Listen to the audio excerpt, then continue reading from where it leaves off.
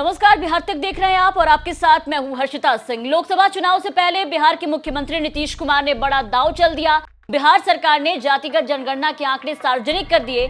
बिहार में किस जाति की संख्या कितनी भारी है, इसे लेकर तस्वीर अब पूरी तरीके से साफ हो चुकी है। जातिगत जनगणना के इन आंकड़ों में लालू यादव को नजर आ रहा है, तो कांग्रेस को भी संजीवनी की उम्मीद है। नीतीश कुमार की पार्टी को सिमटते जनाधार को और विस्तार की संभावनाएं यहां पर नजर आ रही है। तो विपक्षी यानी कि बीजेपी के लिए इन आंकड़ों में क्या है, ये सवाल भी उठ रहे हैं। मतलब जाति जनगणना में किसका फायदा किसका नुकसान, ये समझने की आज हम कोशिश करेंगे। तो जातिगत जनगणना के आंकड़े देखें तो ये अनुमानों के आसपास ही है। अनुमानों के मुताबिक बिहार में अगड़ी जातियों की आबादी 15% है, ओबीसी से 26 से 28, अति पिछड़ा की 26 और SC/ST की आबादी करीब 19% है। जातिगत जनगणना के आंकड़ों के मुताबिक अगड़ी जाति को छोड़कर बाकी वर्ग की आबादी के अनुमान और ताजा आंकड़ों के अधिक फर्क यहां पर नजर नहीं आते हैं। ऐसे में सवाल ये उठ रहे हैं कि जातिगत जनगणना के इन आंकड़ों में किस पार्टी के लिए क्या है। इन आंकड़ों में सियासत की कई शाखें हैं, जिनमें आरजेडी, जेडीयू से लेकर के बीजेपी तक हर दल के लिए कुछ ना कुछ है। और शुरुआत नीतीश कुमार की पार्टी जेडीयू से करते हैं।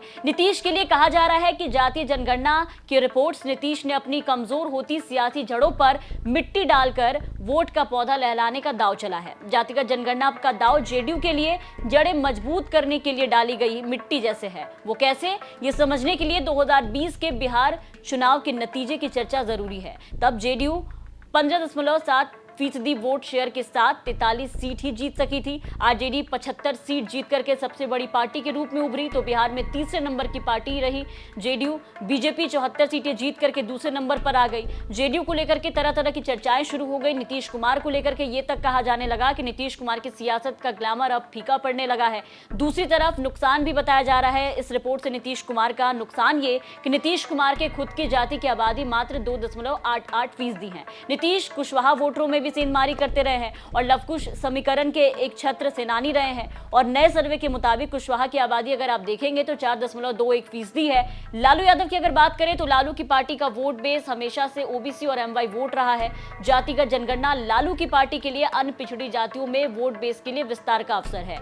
वहीं नीतीश की पार्टी के लिए लवकुश फॉर्मूला यानी कि कुर्मी कोयरी से हटकर अति पिछड़ा वोट बैंक में मजबूत बेस बनाने का मौका है। जातिगत जनगणना के आंकड़ों में बीजेपी के लिए क्या है, तो जातिगत जनगणना में बीजेपी के लिए इसके संकेत सम्राट चौधरी के बयान में ही हैं। सम्राट चौधरी खुद भी ओबीसी से आते हैं और ये समझते हैं कि बात ओबीसी अस्मिता पर आई तो नतीजे कैसे हो सकते हैं। 2014 के बाद बीजेपी सबसे बड़ी ओबीसी पार्टी के रूप में उभरी। विपक्ष की रणनीति बीजेपी के सबसे मजबूत वोट बैंक पर चोट की तरह है।